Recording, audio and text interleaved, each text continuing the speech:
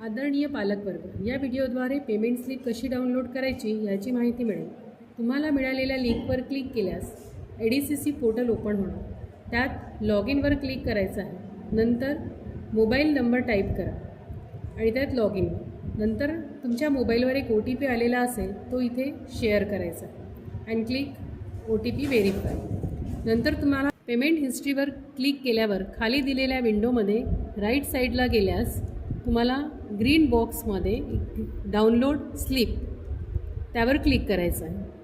Slip download झाल्यानंतर तुम्हाला वर राईट साईडला स्लिपच्या वर प्रिंट आणि डाउनलोड दिसेल। त्यावर क्लिक केल्यास तुम्हाला तिथे राईट साईडला 3 पॉईंट्स दिसत आहेत डॉट्स। त्यावर सेव्ह ॲज अ PDF करून ती तुमच्या मोबाईलमध्ये सेव्ह करायची आहे। पण सेव्ह करताना विद्यार्थ्याचं नाव आणि वर्ग हे सुद्धा टाईप करायचे आहे।